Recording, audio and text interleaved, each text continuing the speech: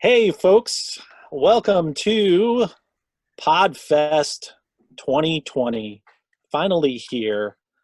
All these awesome people that you see on your screen have joined Podfest. Golf clap. And I even found us, we are streaming live. Yes. All right. So it is a case where we are streaming live. What we're going to do is we're going to go around and we're going to have everybody introduce themselves, who they are, what podcast they belong to, or if they don't belong to a podcast, what you're doing here. So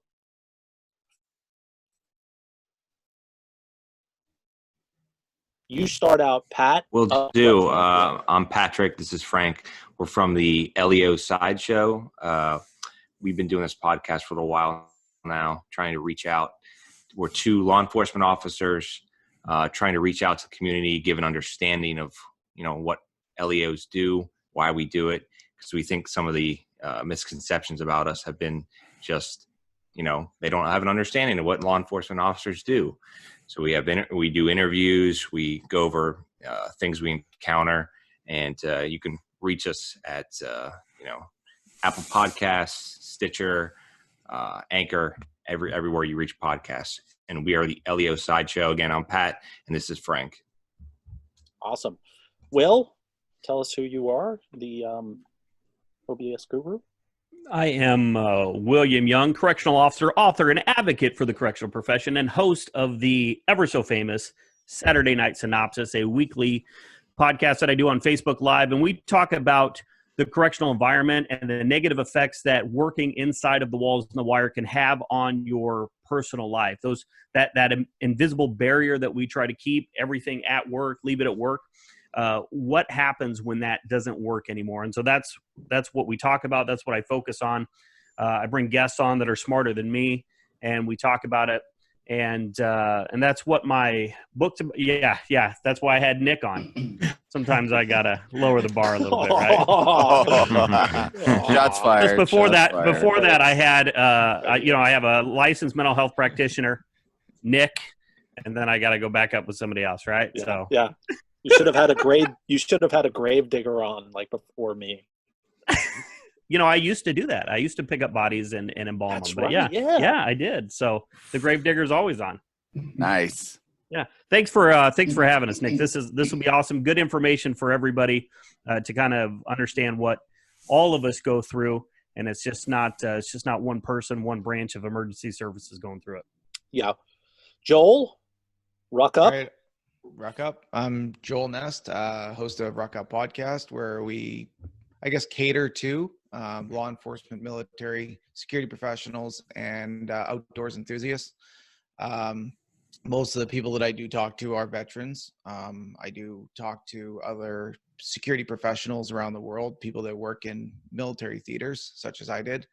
And what I'm going to bring is a little bit more of the security side of it and what we have to deal with as well, because, and I'm not just talking about a guard at a mall, I'm talking about actually in combat security officers or security professionals, I should say. Again, thank you, Nick, for bringing us on board. This is great. And it's good to have everybody's face and try to push through and get some more awareness to the topic that I don't think a lot of people actually definitely talk about.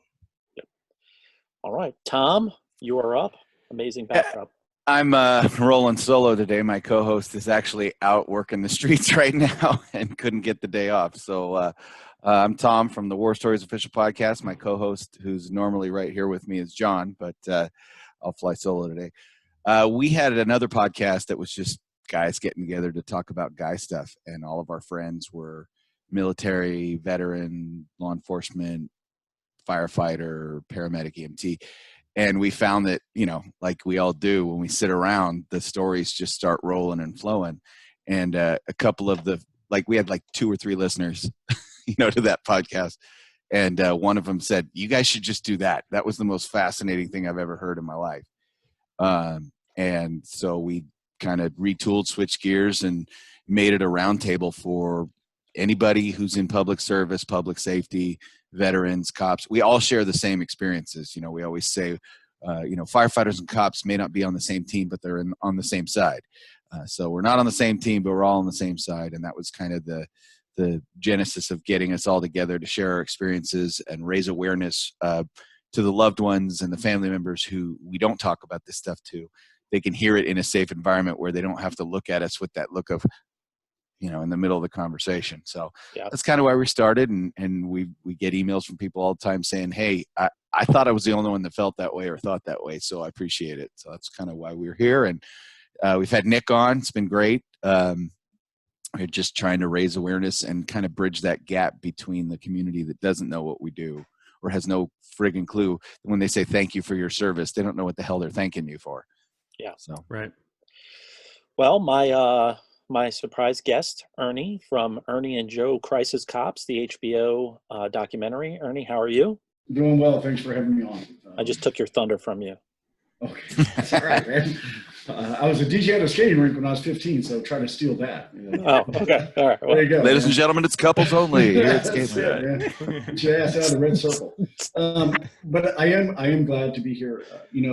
Everybody here is bringing a different perspective. But again, at the end of the day, I think we're all talking about the same thing, and that's officer safety, officer wellness, and officer resiliency. I've been a law enforcement officer for 28 years, and I've been assigned to mental health for 12. And during that time, I've worked 6 of our own officer suicides. And there's nothing easy about it. So I think what we're trying to do is, going out in the mental health field, it's a lot easier to help people in a mental health crisis because they're calling for a response where internally, we're not getting that call. We're having to seek it out through other people coming and asking us to check on their coworkers. And it's much more difficult to break through to get to an officer, to let them know that you're there to listen and to help, because nobody wants to admit they have a problem in law enforcement. So I'm hoping by the end of today, we've been able to meet some common ground and give officers that reassurance that there is help available. awesome. Ricardo, how are you, buddy? I'm doing very well. That's a radio voice, guys. Hey. Puts all of us to shame. How's it going, everyone? My name is Ricardo, and I am the host and creator of Within the Trenches, true stories from the 911 dispatchers who lived them. So I'm representing the other side of the radio. I was a 911 dispatcher for 13 and a half years, and the podcast really started as it was a college project 10 years ago that I was doing for my graphic design bachelor's, and nobody knew anything about what all went on in dispatch. Like, people would ask me all the time, you guys you just answer the phone, right? And you send people out. Like, well, not exactly. We might be focused, calm, cool, and collected, but in the back of our heads, we're right there with that caller that entire time. And a lot of that shit stays with us. So it was a chance to educate the public as well as those out in the field in the same industry that we are in, and to just really share all types of calls, all types of things. When my grandmother passed away, I took that call. So that sticks with me. And it was just sharing those stories. And it continues to grow. I've got 2 other shows, one called Open Mic Live, where we share all the funny and outrageous shit that happens at 911, all the different calls that come in, and then a dispatcher's roundtable. So there's a bunch of different things, and I'm very happy to be here and to talk about this. I'm also the founder of the I Am 911 movement, where we dig deeper into what it's like to take a 911 phone call and be on that other side as people are freaking out on their worst day. Well, and that was there's a reason why every single person has been selected to be on Podfest, and it was important for 911. It was very important for Ernie because Ernie does an enormous amount of work on the mental health side. I've had him on the show. Phenomenal resources. I think the most important thing, we tried to get a representative from the fire department on here, but they were sleeping. So they need their rest. They do. They didn't get a lot of sleep because of all the fireworks. So I wanted them to relax and rest today. So sleep tight, my little angels. Sleep Well, tight. my buddy's rolling code 3 to a hangnail in progress right now. So. What's funny is on 4th of July, I posted a video of a meme of them on there. And on Twitter, it just erupted. Like, firemen came out of nowhere to just completely attack. I was like, take it easy, guys. Take it easy. All right, take it easy. But we definitely have that brother relationship. I can pick on him, but nobody else can. Yeah, but the thing is with the current climate that we're in right now, even when firemen are hated, shit's fucked up. Oh, right. Yeah. I used to always say, if you need to know the difference between being a fireman and being a police officer, when 4 firemen pull up to a restaurant in their big shiny red truck and sit down to eat with that single radio in the middle of the table, and the old ladies coffee club comes walking in, they go, look at those heroes. I hope their meal doesn't get interrupted. They're just a nice chance to have a hot meal instead of cold. And then 4 cops are sitting there. Who the fuck is protecting the city? Yeah. Must be nice. Must be nice. But yeah, you can tell, like, when you see the fire department show up, like in Atlanta or in Minneapolis, and they're getting motherfucked. Shit's really bad. Like, that's the current climate that we're in right now. And it's been a dark secret for firefighters for years. I got one of our frequent guests is a retired firefighter who's now a nurse. And when they would roll to the south end, they had vests and they would shoot at the ambulance and shoot at the fire truck. They didn't care. You were showing up with lights and a uniform and a badge. They didn't care. That's terrible. Shooting at the truck. Yeah, and they experienced that with Chop Chaz. They had 2 people shot inside of Chop Chaz, and they wouldn't let them in. They wouldn't let the police or the paramedics go in there and treat them. Well, I guess they told the paramedics they can come in, but they couldn't come in with the police, and the paramedics went, that's not happening. That's not. Nope. Mm-mm. Yeah. Community angels. Safe first. That's right. Community angels. But more importantly, what we wanted to do with this was, we're seeing a lot of poor leadership out there right now within the profession. We're seeing a lot of chiefs of police or sheriffs kowtowing to politicians, and we're seeing a lot of infighting within the law enforcement community. And I think it was a couple of weeks ago, we had 3 suicides in 1 week. And, I racked my brains out and I was like, what more can we do? I mean, there's Ruck Up, there's the Leo Sideshow, there's War Stories, there's, the 9/11 Chronicles, there's the Saturday Night Symposium. What more can we do to kind of get it out there, get the message out there? And what came to me is what if we got all of them together, blasted this out, the stigma, breaking the culture, and just blasting it out to all of these podcasts all at once. And you guys have a fan base. I have a fan base. Everybody's got a different fan base. And the best part about teaming up is morphing those fan bases together. So that was where Podfest came from. And, trying to organize these many people together at one point it was a lot of fun. It was a lot of fun. And we're using Facebook Live, and we're using a special program that thankfully is working. So William will get the credit for it. This is the program that he uses on the Saturday Night Symposium, which Synopsis.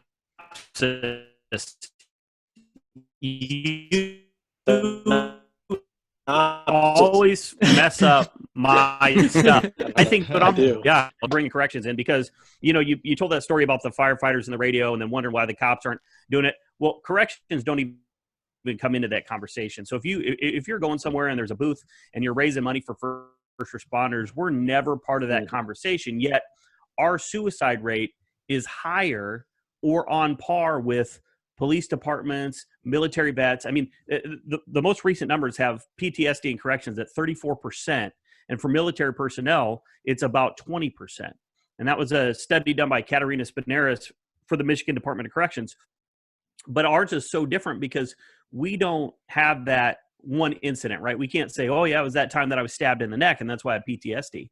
It's 20 years of being threatened. It's 20 years of fights. It's 20 years of seeing people cut other people to pieces that really catch up with us after a while. And so I'm glad, Nick, that you considered corrections and that you put us in this conversation, because we don't, I mean, we're walking wounded through the halls, man. And it's not even like, you know, I know that you talk about the struggles that police officers have, but we have no community support. Nobody gives a shit about corrections at all because nobody knows what we do. And so, oh yeah, there you go.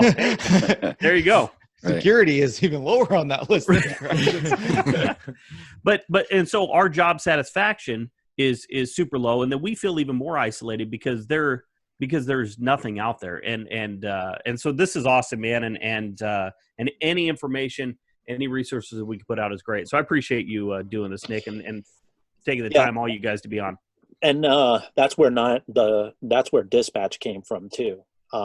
My former agency, we lost a dispatcher to suicide, and the reaction from some folks within the agency kind of took me by surprise, because they were like, had to have been something personal in his life. And it wasn't. It was the day-to-day, nonstop. You know, before we get the call out to the radio, they're getting the call screaming into the phone, help me, help me, help me. And they're not going out to help. So they're tied to the phone trying to keep these people calm. And then once they hang up with you guys, you really don't get an update. Because I got to tell you, in the 20 years in law enforcement, I've never called up to dispatch and said, hey, who took that call? Hey, everything turned out okay. Or, hey, that person's dead, or whatever. So you sit with that through your whole entire shift. What the fuck happened? Like, what was the, you know, I couldn't even imagine doing a 20-year career like that. We had I'm sorry. I was going to say on that, you know, I teach a dispatcher class, and what the brain does, the psyche does, is since they don't know the outcome on this, their brain starts to fill it in. And when we don't know something, we usually think of the worst outcome. Yeah. You know, so I think that's dangerous. And I think that's very, very important. I'm glad that dispatch is in here on this, because I think you can attest to that, right? If you don't know, you're going to assume the worst until you hear differently or don't hear anything at all. And that's something you just have to go home and try to process. Yeah. The imagination is way worse than what you all get to see there, because I'm trying to piece all that shit together in order to type it through so that it can get out to everyone who's responding in the best way possible. The other part of it too, though, is that if no one is talking, let me say that again. If there's a lot of shit going on in the background and I don't have direct contact with that person, there's more pieces to the puzzle, because now I'm listening to every single thing in the background and typing it in, what I hear, at the same time listening to radio and the officers going out there asking questions. And I might yell out to them really fast, no, that's not happening, or this is happening, while still typing at the same time. And I've also got EMS and everything going on all at the same time for that call. So, excuse me, the imagination, yes, can be definitely worse, and then there's no closure. When there is closure, which is rare, then it's way better. I could drive home and be okay with it, even though it was there, but I was able to process it because I had those other pieces. Otherwise, man, and then the other thing is us as officers out there aren't the kindest to the dispatchers, or some of us. Well, then you're dumb. Yeah. Well, no, what I'm saying is when you're on your way to a hot call and there are questions that you want answered before you get there, you're taking your frustration out on the dispatcher, but you don't mean to. You're just like, you know, tell them to come outside. What are they wearing? Like you're in your head, you're like, I don't want to fucking shoot this person. So like, I need more info. Give me more info. And, which I agree with Tom, which is if you're a dickhead to the dispatchers all the time, you're a fucking idiot. Yeah. Like, bring them as many donuts as you can find. Yeah. Or something. Cause rookies listening. You're an idiot. Don't kiss the watch commander's ass, kiss the dispatcher's ass. Damn right. But, you know, it's interesting because I think there's a split, too, is depending on, for example, my agency, our dispatch center was in the station. Same. So, you know, it's a little bit easier to have a personal relationship and stay connected to your dispatcher when you're in the same building. And then there's, you know, larger agencies where you have a regional dispatch center and they're just isolated. And how often do the boys in uniform actually go and make any connection with these people face to face, in person, stop in, hey, thanks, make, you know, coffee, whatever? They'd probably get a reprimand for doing it, because they're like, hey, what are you doing over there? They're busy. Don't bother them. And nobody thought, oh, hey, maybe these people on the other end of the radio would actually like to shake hands and meet and hug and talk about the call they just went through with this other officer. One of our guests got shot 4 times point blank with the 357, and the dispatcher was a friend of his, and she was behind the mic listening to him call out, 1199, officer down, I'm hit. And she ended up not being a dispatcher anymore. She just, what are you going to do? Yeah, I would venture to say in a lot of agencies, a lot of officers can't even put a face with a name with their dispatchers. We started doing dinners after a while, bringing different shifts in so that we could do kind of great That's things. very smart. Twice a month we would do dinners, and sometimes on the holidays and Super Bowl. Yeah. Bust out a bunch of wings and bring people in so that we could just meet them. I had an officer that I worked with for 2 or 3 years, only knew him by voice. And then he finally came up one day and he goes, are you Ricardo? I was like, yeah. And then, he said his name. I said, no shit. I said, all this time we're finally here. He's like, well, I was dropping one off. I thought I'd stop in and just see who was here. I was like, well, all right, well, here we are. Exactly. Awesome. The best is when you do you guys do like ride-alongs or anything with I know with our agency, we bring, because we have a regional dispatch center. So we have to bring in the dispatchers to ride along with the officers, or sometimes, especially during like training during our FTO program, we send the officers out there to sit for hours or a whole day just so they can understand like what the dispatchers are doing. Yeah, and then we forget it. Yeah, I know. You sit with them one time and go, got it. I don't want that job. I'm going back out on the street. Yeah. My favorite is when you go up to dispatch and then you get introduced to the dispatchers for the first time and they're like, oh, you're Nick. And you're like, fuck. Well, so, it's interesting because we were actually in negotiations with a couple of dispatchers to come on and tell stories of what it's like to work a critical incident from behind the mic and stuff like that. But the thing I think we're touching on, what Ricardo had mentioned, is the follow-up, the closure. Yes. The finding out what happened after. And, that's something we've been talking about on our show for a long time, which is, ER nurses, if you walk up to them, HIPAA, you got to be careful. But a lot of times you scoop somebody up, you take them to the hospital, you can look at them and go, hey, I came in earlier with so-and-so, and they'll give you it's fine, or they'll give you it's not fine. Does that make it back to dispatch? Did you, they took the 911 call. They might be interested in that information as well. We just need to be better at not only following up ourselves and getting a little closure on, did that guy make it or not, but then passing that information on to right up the chain. Yeah. I also think that dispatchers need to be a part of any debriefing from a critical incident. Whoever the dispatcher was that took the call, whoever the dispatcher was that dispatched the call, should be part of all critical debriefing. They can do without 2 people for half an hour, 45 minutes for a debriefing. Because in all honesty, you can't really have a debriefing without them. No. Because they start the story.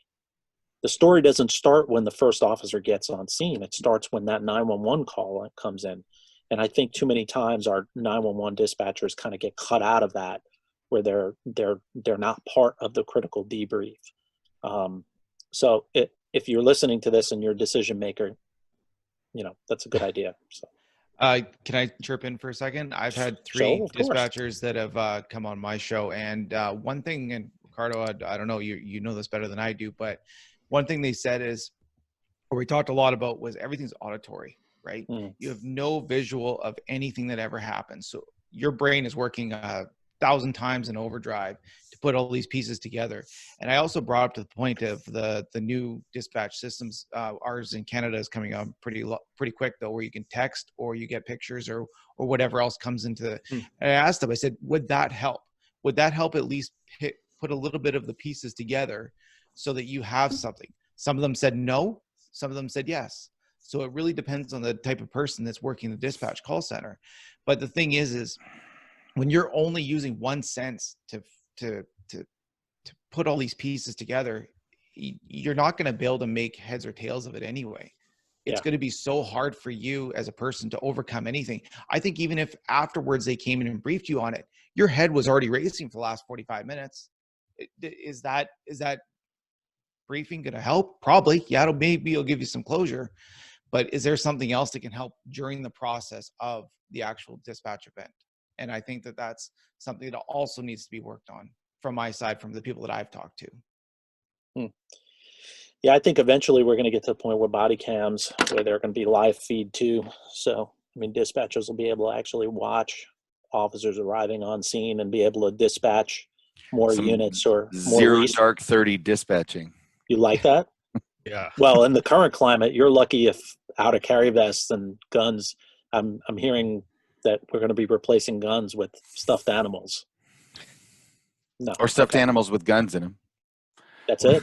No guns at all. Well, so you guys, we had a clinical psychologist on our show talking about PTSD, and to kind of bring it back to what we were talking about initially, which is officer suicides. But, you know, we talk about dispatch suicide, correctional suicide. I think it all comes down to the same thing that our clinical psychologist said, that he's a specialist in cognitive behavioral therapy and treating PTSD. We all think of trauma, big T, you know, the OIS, you know, the active shooter, the massive fire at a nursery, or the, you know, the huge collision that kills 3 toddlers, you know, roll over on the middle of town. We all think about those like the big T trauma. And he said, you got to remember that there's the little T trauma. And those are the little ones that happen every day. It's the, you know, little kid who accidentally, you know, hung himself with his bathrobe belt, or it's the, you know, these little moments that in anybody else's life, that's going to be the worst thing they've ever seen. And for us, it's Tuesday, you know? Yeah. And when those little T's build up, we forget as human beings that it wasn't one big event that caused us to have these feelings. It's the accumulation of all these little tiny traumas. And so then you feel like a big giant wuss, because why am I having a problem? You know, well, no, you're dealing with these little traumas every day, and they just build up. They got to go somewhere. Yeah. And I think the thing to remember is that all of us have a different threshold for what we can handle. And so when I worked at the mortuary before, the coroner's office before I worked corrections, and I watched guys blow their brains out for, you know, because they're going through a divorce. And then you look at some of our inmate population, and they've lived through the craziest stuff for 50 years, and they're super happy. So and that's one of the problems that we run into in corrections, like you said. You know, since we're all big tough guys and girls all the time, right? We kind of minimize what other people are having an issue with, because we're either pretending that it doesn't bother us, or because it actually doesn't bother us. So because I've seen so many, you know, because I've actually held like a human head in my hands, when I have a guy hanging, it's not the worst thing that I've ever seen. And so sometimes I forget that this newer officer here, who's never ever seen a hanging before, this is the worst thing he's ever seen. And so I have to kind of be mindful of that and check up on him. And just because I'm okay doesn't mean that he's okay. And so you're right. I mean, you're right about the big events and the little events. But for some people, I think it's important to understand that those little T's for me may push somebody else over the edge. And I think that's why it's really important not to minimize. And we say a lot of stupid shit when people are struggling and going through stuff. I mean, part of it's our dark humor to deflect it. I mean, I get it. It's a survival mechanism. But a lot of it is, I think, just being dismissive, because number one, we're dealing with our own crap that we don't want to even deal with. And so we don't have time to mess with them. And you know, we got to put on this facade that we're these big, you know, oh, nothing bothers me and blah, blah, blah. When the reality is, I mean, we're all on the edge all the time, you know? So you're right. That's a great point. Yeah. You know, I think, more than ever, I think leadership as a whole in law enforcement, corrections, dispatch, security, all that, I think what's going to come out of this current climate is better training for commanders and leadership to deal with PTSD, mental health issues. You know, Ernie and I have talked about like PTSD screening. What would that look like for law enforcement officers or dispatchers or corrections officers? And a lot of times the reason why they don't want to do it is that they're afraid of what the results would be. Right. And we're all I think we could all agree that recruiting right now in our profession is not good. It's not. Nobody's beating down the door anymore. I remember taking the NYPD exam and going to John Jay College, and there were 5,000 people taking the exam. I remember in my agency here in Virginia when I took the exam, there were 1,000 people that took it. Consistently for the last 5 years, 3 or 4 people would show up and take the exam, and out of the 3 or 4, one would have an open warrant. So, I mean, this is what we got. I mean, and the other thing is that we're hiring younger and younger and younger to the point where we're going to start recruiting in baby nurseries because their records are clean. They have no interactions with the public. They've never been in a fight before. They've never had an interaction with the alternate race. And that's a recipe for disaster. I don't want a 23, 24-year-old that's never been in a fight. That's ironic that you mentioned that, because today we have an episode that we recorded last week and it's coming out today. We started it off with the carotid, and then it ended up a discussion about how law enforcement in general and the public need to sit down and have a conversation about what kind of a cop do you want in the first place. Mm-hmm. And then we need to then decide how we're going to recruit for that. Because right now, I mean, I raised the question and it was dead silence. I said, I'm retired. I'll ask, how many cops do you know had to lie during the background? Mm-hmm. And once they get hired, they're like, oh yeah, I totally lied about that, because they have life experience and they had to lie about it to get the job. Yep. As opposed to saying, you know what, maybe we should understand that life experience is actually a benefit and not automatically DQ somebody because they did something as a teenager or whatever. That actually shows that they've been there, done that. So we got to have an honest conversation with the public about what kind of cop do you want and what are you willing to deal with, as far as, would you rather have, a 21-year-old kid with 0 life experience, nothing, no public interaction, but he's got a squeaky clean record? Or would you rather have a guy who's 24, 25, been there, done that, since he was 15, run around doing stupid stuff, changed his own life, cleaned himself up, is now a responsible member of society, and actually understands the community he's trying to police? Yeah. And I think, Ernie, you and I had this discussion when you were on my show, which is what if the new generation of police officers they're all 30-year-olds and plus? Yeah. I mean, you got to look at life and lived experience. This is the only profession where you can come out at 21 with a high school diploma, really no college in a lot of places, and get on a department with no experience of life at all. And then your first 10, 12 weeks, you're thrown into a field training course, once you graduate the academy, and you're seeing the worst crap you're ever going to see, because those FTOs have to volunteer you for experience to go out there and handle the most traumatic events. And what does that do to somebody that doesn't have that kind of experience? So I think what we talked about was, what if some college was required? Now you've got some type of critical skill, critical thinking skill that you've used, whatever classes you've done, you've had to use critical thinking. Military is excellent for lived in life experience, but raising the age, to where you can show some lived in life experience, that you've dealt with trauma at some point in your life, you've processed it, hopefully, which that can be determined during recruiting. And then I think you're going to get a better quality officer, especially if you raise what you're paying these officers. Raise the standard for them to get in, but then raise the bar for the pay. Pay is huge. I mean, pay is huge. Especially when we talk to cops all over the country, and there is a gigantic disparity between Midwest cops, Southern cops, and coastal cops. I know a agency in California where they're the highest paid agency in California, and they're a sleepy little college town. And then I talk to guys that are working, right outside Atlanta, and they've got to take a job managing an apartment complex and have a weekend security gig just to pay rent and get food. That's, 2.5 jobs, when one of those jobs should be everything and all of it. That's what should be your sole focus. And the other thing is, if you're going to have low salary for law enforcement, you've got to cut them a tax break, or you need to rope in benefits.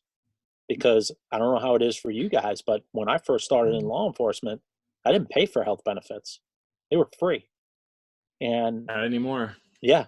And just before I left my agency, 10% of my paycheck went to my health insurance, and my pension contribution kept on going up because there was the pension was in jeopardy of being lost. Well, So add to that right to work states where you can get shot in the line of duty, and if you can't get back to work, sorry, we don't have to cover you. Yeah, Virginia, where I'm from, is the same thing. And right to work state is you can be fired for any reason without justification. So, and the same thing, Joel, I want to touch on the security field. Now that I'm in the job market and my skills transfer over to security, talking to a couple of fans like up in Ohio and Pennsylvania about the pay disparity between the Washington D.C. capital region and up there. The pay disparity it's terrible. Like I told him, he applied for the same company that I applied for, which is a government contractor for the U.S. Marshals. Yeah. And he's like, this is how much they're paying up there. And I was like, well, they're paying this down here. And it was like $18 an hour. Yeah, difference. and some actually, if you want to even go lower than that, some places don't even have regulations on security, so That's they crazy. they can literally pay under minimum wage for whatever they want. And the problem that we have is a lot of undercutting, obviously, which causes a lot of companies to pay less, and then the whole industry just kind of collapses in on itself. But to kind of elaborate a little bit more and to tie everything kind of into security for a minute, I do want to talk about officers that come into security and after they've done their stint in the police department. And we do, if we want to go into the PST portion of it, security doesn't have, we're kind of the throwaway card, right? Like nobody really classifies us as anything. We're never really on any statistics. We work hand in hand with the military overseas, but we don't come back with a flag over our caskets. Like it's always something that doesn't really matter, but we're always called upon when shit hits the fan, no different than a police officer. We're usually the first people to see things because we're the ones that called you guys. And some people forget that. Some people forget that the old woman that was dead inside the bathtub for 2 weeks, that was the security guard that found her.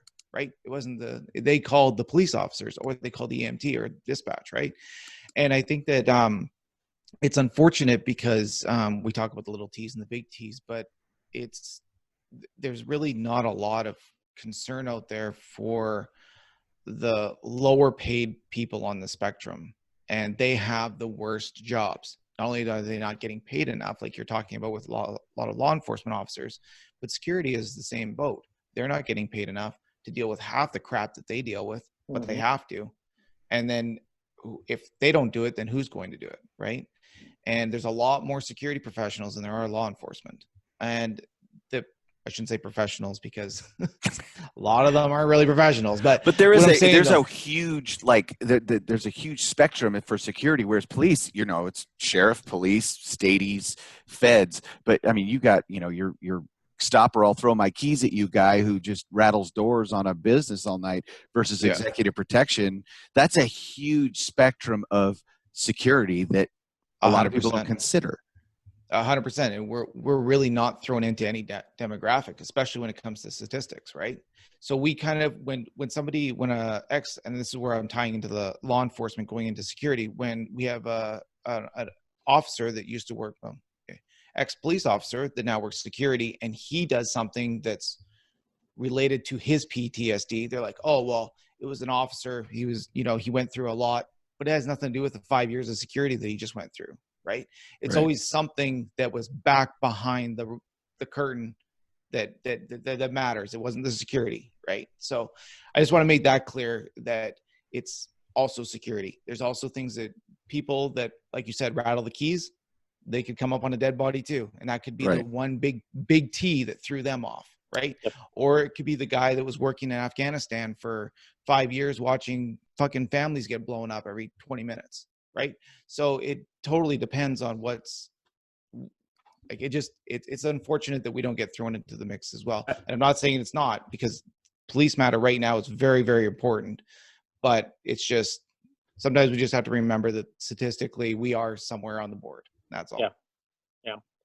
Same thing with paramedics, EMTs, dispatchers. We just 100%. We all see the same crap. That's kind of what our, what we figured out when we started our show was that all our stories are the same, even if they're not the same.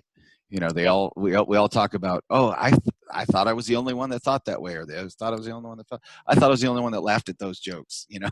Yeah. And it's funny that you say that, Tom, because when you said that about getting email, I just got an email from a fan today that said the same thing. They were like, you know, I found your show and I thought I was the only one that thought like that and that was being treated like that by my commanders. You're not. Everybody that's listening to this and everybody that listens to it on the repeat, you're not. Right. everybody that's on the Zoom has felt that way or have been, you know, wronged in some way. It's just how you deal with it, and you know what resources are available to you to get you the help that you need. But you brought. Oh, sorry. I want to ahead. add something to what he said. When he talked about, you know, going from an officer to working, you know, security or going, you know, in corrections, people always say, well, you know, that job didn't cause you to commit suicide or anything like that. But it I'm not saying that that's the sole factor. You know, working security is not the sole factor. Being a dispatcher is not the sole factor. But the environments that we're submerged in all the time don't make our symptoms any better. So if I'm going through a divorce, if I have a terrible teenage son, going to work doesn't help that. I still have that constant stress and strain that I'm under at work. So even the guy that jingles the keys, every door that he opens, there could be something crazy behind that door. And so not knowing that is almost worse than knowing that. Hey, if you open this door, there's a dead body, you can prepare yourself. But 100%. when I do rounds at night and look into these dark rooms, especially after just finding a guy who hung himself not too long ago, every light I shine, I think there's going to be a body. And if I can't see somebody, where they at? You know, I mean, that is wreaking havoc on our physical body, you know, our heart. We're hypervigilant all the time. So, and what I hate is we downplay that a little bit. We're like, well, you know, I just did CPR on a guy in the shower, but, you know, police have it a lot worse. Or, you know, I'm not a firefighter. So, you know, or, you know, this guy, but that's all bullshit, because we're all, I mean, even the cooks that work, you know, the cooking staff at our jail still has to work in that environment. They still see people get their heads split open. They still see crazy stuff all the time. And so the environment that we work in complicates and adds to all of that stress. And that's why it doesn't matter. And I hate that shit when people say, oh, you know, the guy, yeah, he put his gun in his mouth, but it's, you know, he hasn't been a police officer for 10 years. Well, you know, try seeing, you know, a dead baby, just one. You know, I've seen several, but just try seeing one and see if you can ever get that out of your head ever. And so, yeah, 10 years later, when you're sitting on your porch because you stuffed it down because you were a tough guy your whole career, and guess what? That little baby shows up on your porch, and you wonder about how you can get rid of it, and you can't get rid of it, and you can't talk to your buddies. I mean, that's the kind of shit that we're dealing with here, that we're talking about. Right. Sorry, Nick. Sorry, I got on a little soapbox there, buddy. Sorry. No. And Tom, I think you can attest to this as well, which is the true PTSD and the true decompressing is when you leave it. When you leave this profession, never was a nightmare guy. Like, I could sleep like a rock. And 15 years, almost 20 years in law enforcement, the last 3 months I've been out of it, almost every single night, just nightmares, just constant nightmares about what I saw, dead babies, homicides, you know, brains on the wall, the shit that we see that I just would just put in the back of my head, and I would be like, I can't deal with that shit right now. I got to go to work today. And then you just deal with it and deal with it and deal with it. Once I realized that I was out of it, then that's the real PTSD that started. Then that's the real, like, very, very short story. I had a tow truck driver, got into an accident, flatbed tow truck. The car that he was towing went forward during the accident, crushed him. The tow truck caught on fire. Before it caught fire, I told the guy I was going to get him out of there. I mean, there's no way of knowing I was going to get him out of. He burned to death alive. Driving down the highway the other day, and his flatbed tow truck on the highways there. Instant trigger. Like, yeah. Flop Never sweat. bothered me before. Yep. It never bothered me before for 15 years. Well, Right. this happened 12 years ago, but I've seen a million of those flatbed trucks. Shit, my car has been on those flatbeds since then. But that one instance, because now I'm out of it. And when you look at Blue Help's statistics and you look at the suicides and you look at the retirees that commit suicide, those are the ones that I'm worried about. Those are the ones that are leaving this profession with 15, 20 years on or even less, and we're not following up with them. Those are the ones that I'm really, really worried about. And we're at 84, I think, right now for suicides this year. Yeah. 228 last year. You look at those stats, a lot of them are retirees. And it's that decompression.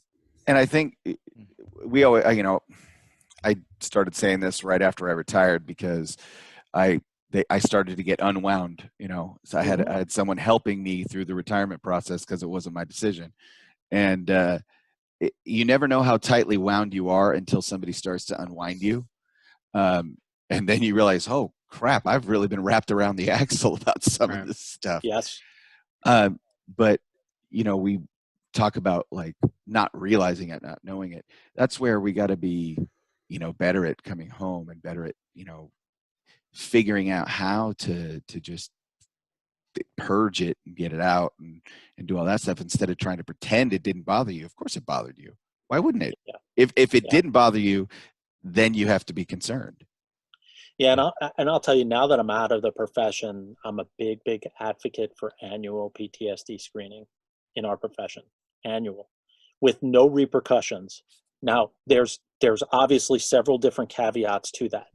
I go into a PTSD screening, an annual PTSD screening, and I say the magic words. As an agency, I have to follow protocol. They're for the liability of the agency and the municipality that you work in, but you do it in a respectful way. You don't grab the guy's gun and badge and throw him in a loony bin and then ruin his career.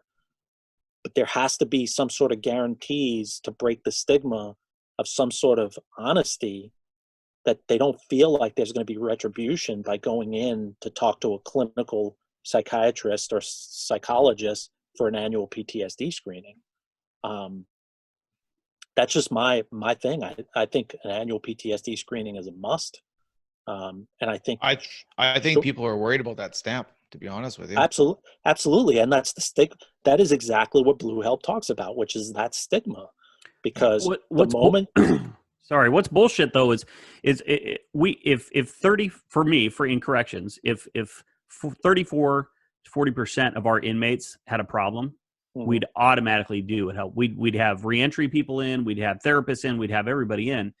But 34% of officers have diagnosable symptoms of PTSD, and there's still this stigma that surrounds it. And we're just like, we'll just throw these guys aside. We'll get new people in. And that's when it's important for guys like us, everybody who's on here, to say, hey, look at me. I'm not weak. I'm not a terrible officer, a terrible dispatcher, and yeah, this shit does bother me. And the more people that do that, I know a lot of it's got to come from the top, but I also think a lot of it has to do with frontline staff and guys who are role models, not necessarily supervisors, guys that are role models in their departments, to come through and say, yeah, hey, I'm fucked up and it's okay. And it's okay if you are too. So let's figure this out. Let's get these resources. And the more people that do that, then the more people that will talk about it. And now you're talking cultural shift, Nick, right? So it's going to take a long time. Yes. But the only way that it's going to happen is if more and more people start standing up and saying, yeah, you know what? This stuff does bother me. Maybe not too here. Let's do this. And William just summed up the exact reason why we're doing Podfest, is because 5 years ago, none of this would have been discussed. These people that you see on your screen right now, and I know from personal experience, there's no way 5 years ago I would have talked about this. There's no fucking way. Because like Joel said, it's the stigma. The time when I was in my agency and I was taking medication and I was seeing a psychiatrist, I never said anything to anybody until the podcast came out in October. And then shit hit the fan. Like, if you listen to our show and you know the backstory, the whole shit started in October. But that's not by coincidence. And that shit's got to stop, because it's not just Nick that's experiencing it. There's a Nick in Colorado. There's a Nick in Texas. There's a Nick everywhere that's going through that. And until somebody steps up and says, as a chief, and says, listen, this is a fucking problem. 228 suicides last year. And I think it was only 146 line of duty. So let me present an alternative idea, because to me, instantly, when I think of mandatory annual PTSD screening, It's that mandatory word, right? no, it's the idea that who's screening me, and whose pocket are they in? Yes. And this is my annual trip to the doctor to find out if I have cancer, because if I have cancer, I'm out, right? Yes. So I would argue that not even mandatory annual screening. I would just say, just like your sidearm qualification that you have to do quarterly, it's not screening. It's just go in and get your oil checked with the doctor. She's not screening you at all. It's just like a session, a treatment. You know, you go in, departments could say you have to go in once a month and spend an hour with the department shrink, and you can talk about SpongeBob SquarePants, or you can talk about, you know, what you did last week. It doesn't matter, but you need to go in. And if everybody's going, then nobody stands out as a weirdo. Nobody knows what anybody's talking about.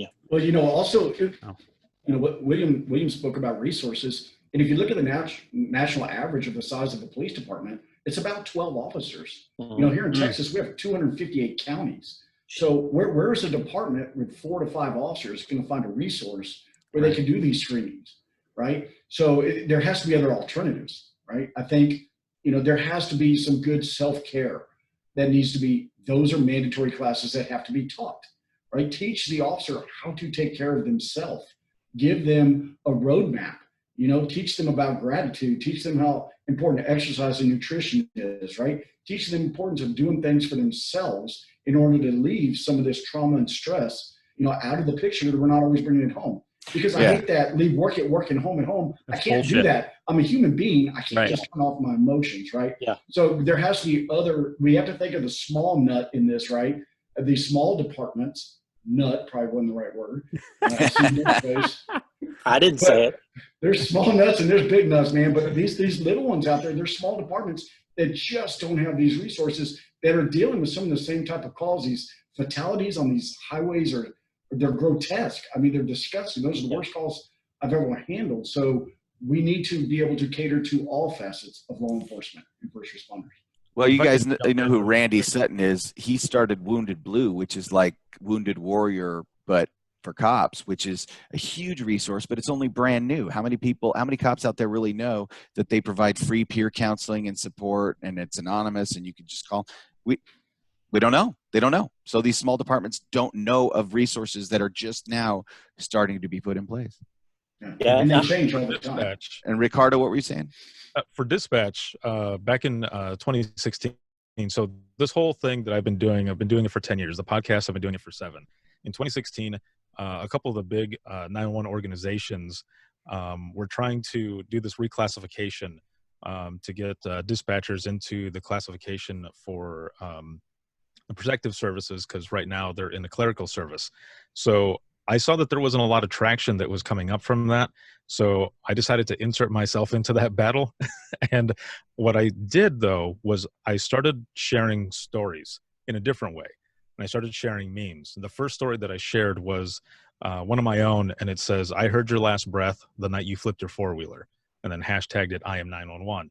And I asked other dispatchers to do the same thing, just to raise awareness to what dispatchers do for this reclassification issue. However, it quickly turned into peer support, and thousands and thousands actually around the world were sharing these types of stories.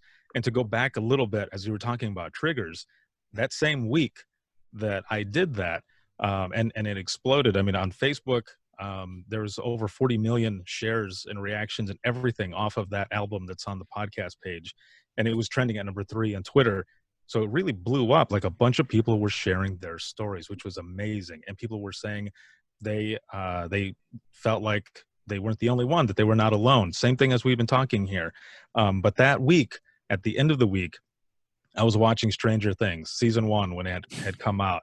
So, spoiler alert, if anyone hasn't watched it yet, there is an episode there where the sheriff is out with Winona Ryder's character and doing CPR on her son. And he's saying something like, come on, buddy, or come on, guy, come on, kid, you're going to make it. That call that I shared, that exact same thing happened. Oof. I was listening. I could not put the phone down because I wanted to hear, and hopefully the kid was going to be okay. But on the radio, I can hear the deputy running out there. He's saying, I'm on scene, I'm running out there. The parents had set the phone down, and I was listening, and he was saying the same thing. Come on, buddy. And I had buried that until I saw that episode, and oh man, fucking lost it. Yeah. And I thought, damn, I hadn't even thought about that. And I had been out of dispatch for a few years already, but same thing, with dispatch, we've been sharing stories like crazy through the I'm 911 movement, and it's helped a lot of people. I have traveled to different conferences and have dispatchers say those stories out loud. Some of them write them down, and they send them and they give them to me, and I read it out loud for them. We only do this for 30 minutes. It's a session that I call Imagine Listening. Your worst days are every day. But then the last 30 minutes, because I don't want anybody to leave feeling shitty or anything, of course, feeling better that they've gotten the story out. But the last 30 minutes is open mic, and we start telling all the funny ass shit. So we laugh it off because, laughing is good humor. But from the dispatch side, that's what we've been doing. There's a lot of resources out there, but just sharing those stories has been amazing. Yeah, and I will say that I think with this police reform talk that's going on right now, I think what needs to be discussed too is incorporating law enforcement, first responder, dispatch, families into the conversations, which is they're there long, but they're not getting the training for it. The type of up and down that you're at the end of your career and then after your career is over. So preparing the family members too is huge, and that's got to start in the academy now. Like that's got to be talked about. Like Ellen Kirchman's book, I Love a Cop, that should be mandatory reading for first responder loved ones. Like it's a how-to. It's like the what to expect when expecting book when for pregnancy. It's exactly like that. But and it needs to be discussed because they're the ones that are going to get the loved one out of a dark place. They're the ones that are with them after they get through a shitty shift. So well, they need to hear that story that Ricardo just told about Stranger Things. Same thing with me in a song that some stupid pop song on the radio that has a little chirp in it that sounds like my radio dying. I mean, they need to. Nobody in the academy will understand necessarily what we're talking about, but it's important, just like self-defense training, that you say, hey, look at some point during your life, you may be watching Netflix and it may trigger you and send you back to a dark place. I mean, we need that information going forward because it starts in the academy with us, giving it to us. And then, yes, you're right, the spouses need to know so they know how to handle it. But I don't think people understand how small these little tipping points can be for them. Like you said, you're just at home chilling, watching Stranger Things, and now all of a sudden you're back to the worst day, one of your worst calls. I mean, it's a very, very real thing. Yeah. When I was going through the retirement, we had a brand new chief come in, so the poor guy inherited a bit of a shitstorm. But on my way out, he handed me a book, and it was the nicest thing anybody ever gave me in my career as far as dealing with trauma. It's a book called Emotional Survival for Law Enforcement. The cover's red and white. It's got a badge on it. It's Kevin Gilmartin. Oh, see, Great book. I swear to you, I read the book begrudgingly. And about shameless plug about his own book. Right. mentalhealthbarrier.com. But I got 2 chapters into the book, and I went to my wife and I said, you have to read this. And she goes, why? And I said, because the guy writing it was sitting in our house watching us when he was writing this book. I don't. And so it's very eye-opening that we it's already known. We know this stuff. We've known this stuff. People have written books about it. What we're not doing is we're not talking about it. We're still like hiding it as a the retarded cousin up in the attic that nobody wants to talk about. It just you gotta air it out, man. Just say it. Saying it makes it real, but it's real. Yeah, and I think the more podcasts that do stuff like this, and the more that we get together and talk about it, the better. I mean, there's more and more books that are coming out with discussing that, discussing the stigma, discussing suicide, law enforcement suicide. I'd like to believe that we're getting to a point where it's no longer a taboo conversation. I'd like to believe that. We were doing so well this year with the suicides, and I guess a lot of that was with COVID.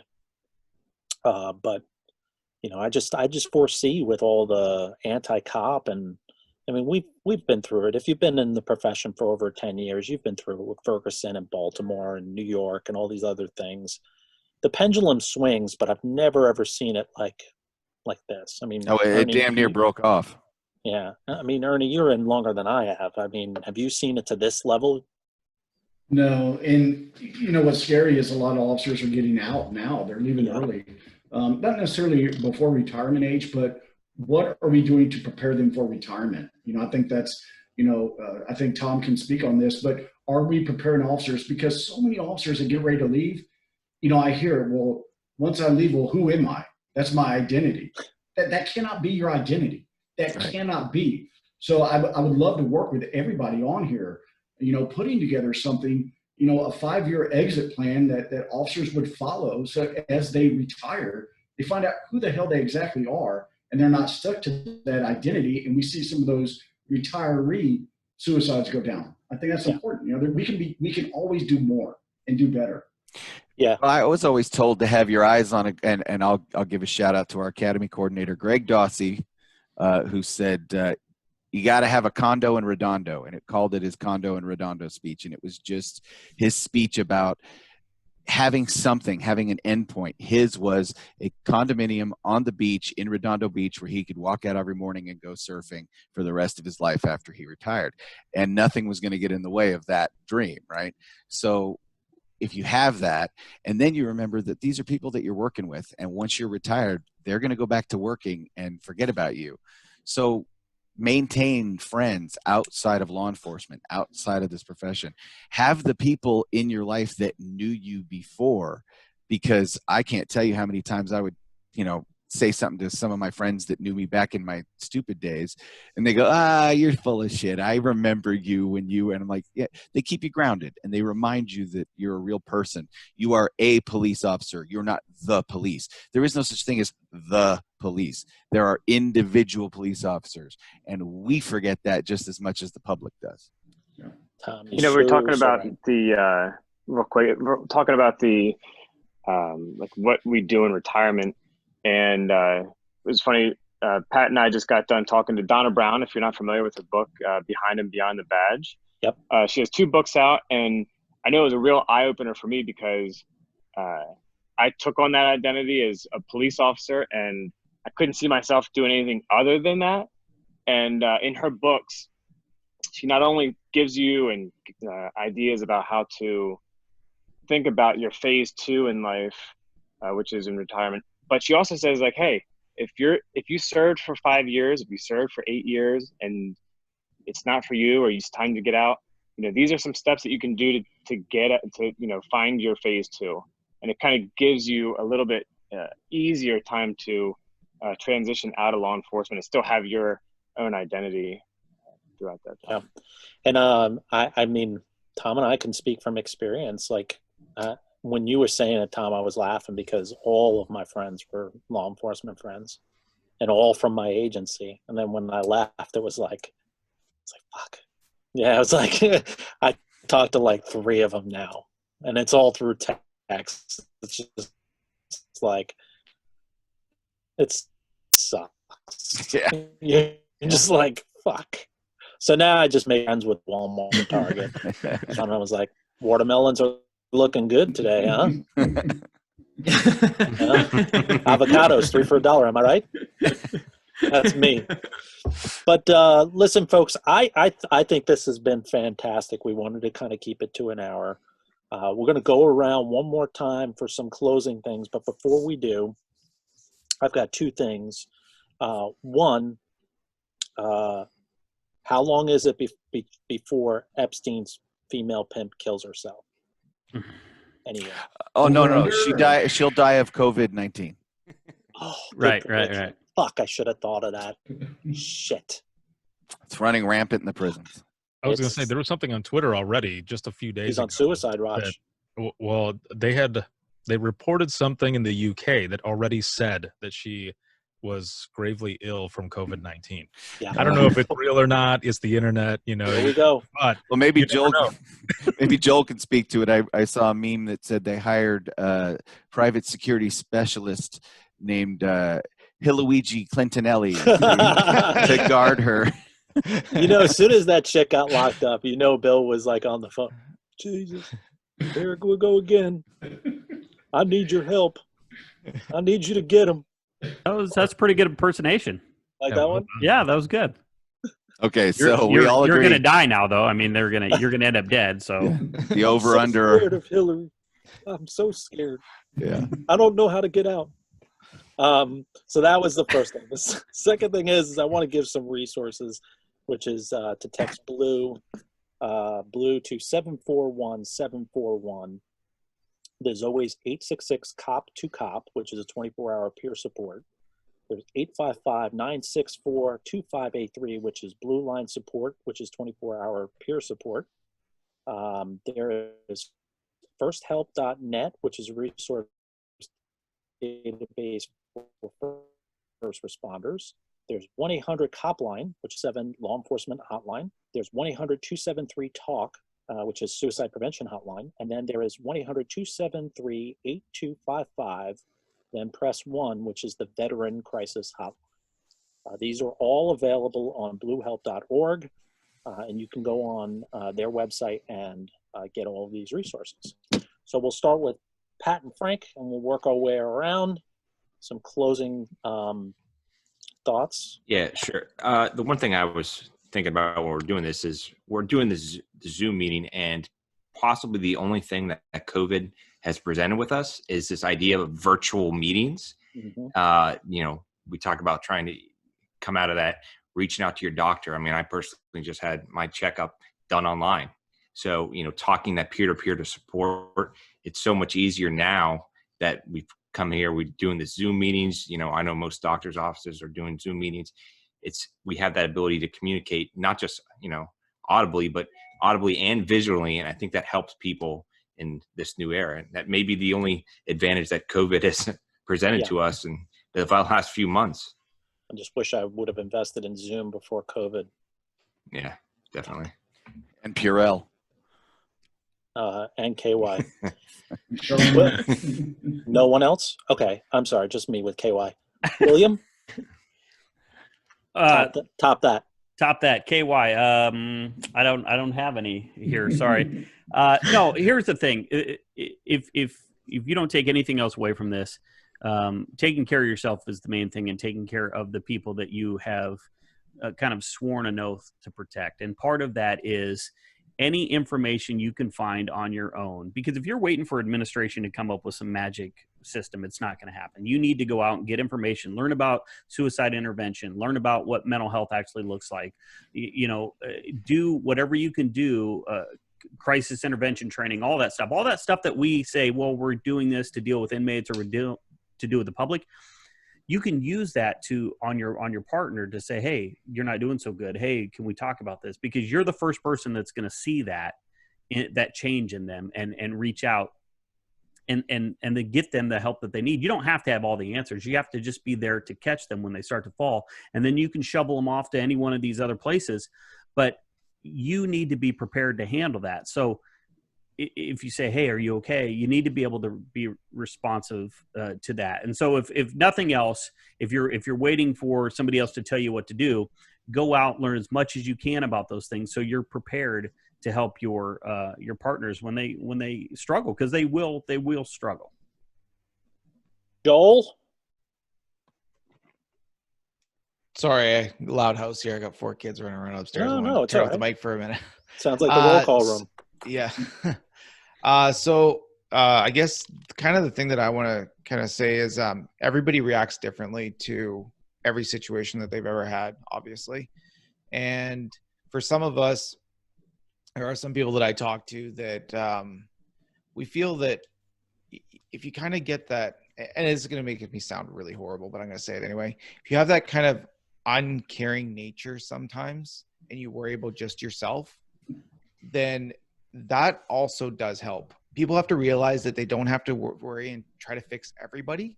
Fix yourself first. And the analogy that I always use, and I've used this, I remember my mentor, feels like eons ago, told me this, but imagine yourself in an airplane.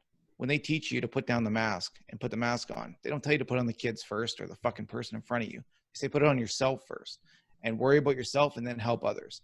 That's the only way you're going to get around it. And I find too many people are just out there to really try to help everybody all at once. You're not going to do that. That's not possible. You sound like my therapist. Oh, mine too. You got my phone call then. The only difference is I have all my clothes on. Yeah, you screwed up. You said he sounded like your therapist. You're about to get a bill. That's right. That's right. And the other one, no, and that's just kind of, I just wanted to leave with that and just kind of let everybody know that, your voice does matter. And I think that this stuff like this is very important, and everybody has a voice and everybody has a story. So it is important. Thanks, Joel. Tom, you're up.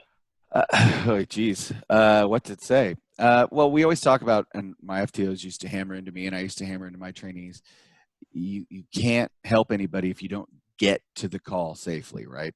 So it was always about driving code 3, but doing it responsibly, because if you don't get there, you can't help anybody. Don't crash and kill yourself on the way to a call. Well, we need to, I think, expand that idea and start including, you can't help anybody if you don't make it to your next shift.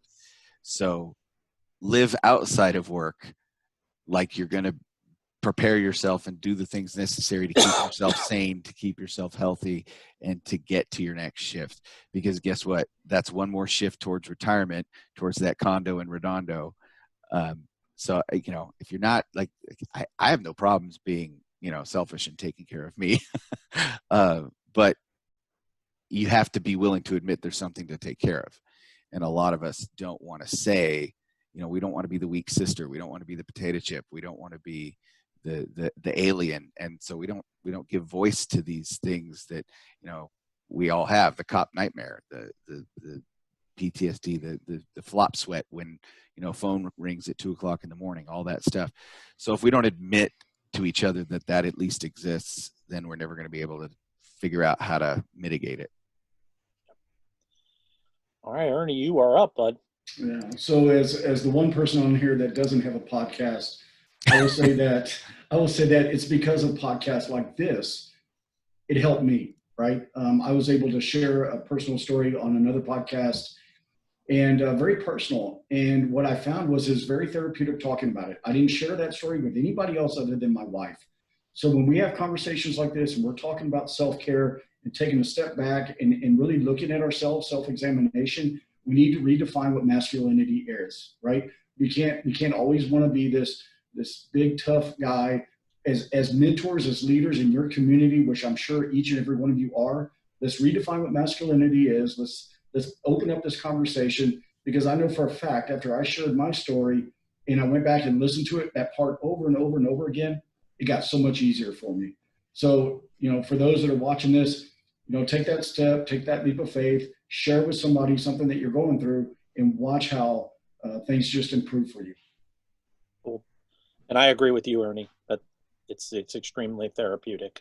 I mean, just having a podcast every week, like even listening to the podcast, listening to all of your podcasts, it's very, very therapeutic. So I have to agree with you.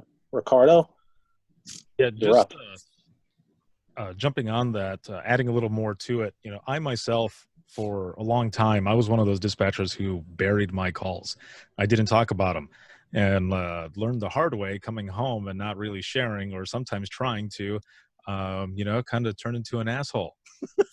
and it was hurting it was hurting my family at home, because I didn't know how to get it out. So it was therapeutic for me as well it all started with a blog and then to the podcast. And I thought, if me sharing my own stories for others to hear, to learn from, and go forward with.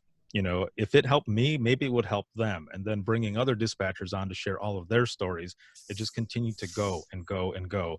And, just the same that everybody else has said, the stories, they're powerful. That's the power of storytelling, man.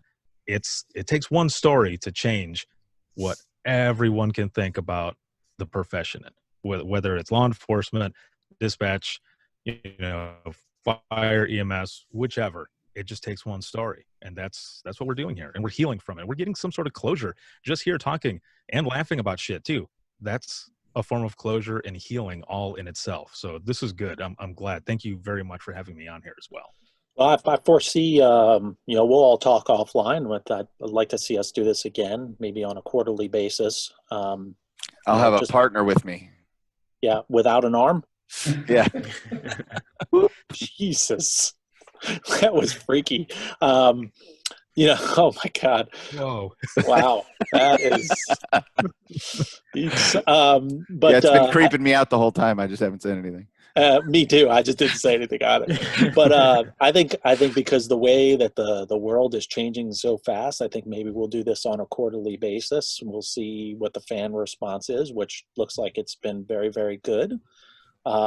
I will contact my buddy Carol Baskin and see if she thinks that this is a good idea if we do this quarterly.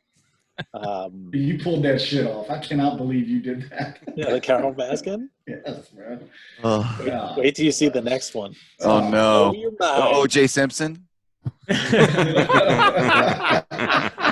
He's top 3, buddy. Top 3. Him, let me tell you something. Side note. Him talking about Carol Baskin on his Twitter had me dying. O.J. Simpson. He's like, yeah, she killed her. She killed her. I should know. I should know. Never leave the glove behind. That good, William? Was that a good one too? No, that one was terrible. It was. Yeah, that was terrible. Your Bill Clinton was spot on, but that one was not. Not like my Christopher Walken. Yeah, do that one. I love that one. Do you? Yeah. No, I'm not doing it. Oh, okay. Wow. Well, folks, I hope that you enjoyed Podfest, and I hope you enjoyed all of the folks that are on here. Every single person that is on Podfest, very dedicated podcast, really good podcast for you to be listening to. So when one episode you listen to and you're waiting for another episode to come out, you have all of these other podcasts now for you to listen to. We all talk to each other offline. We are all very, very good friends. We are here for you. Reach out if you need help. I gave you the resources that are available. And if you forgot, just go on bluehelp.org, go to them and do their resources. Everybody that's on here, I appreciate you coming on. This is fantastic. Yeah, thanks for setting it up, Nick. My pleasure, buddy. I'm just glad that it kicked off because I fully intended on throwing William under the bus if this was a failure. At least you got my name right this time. It took about 4 months, but yeah. All right, folks. Well, thank you for tuning in on a Monday at 1 o'clock Eastern time. These people all have weird time zones. So take it easy and be kind to each other.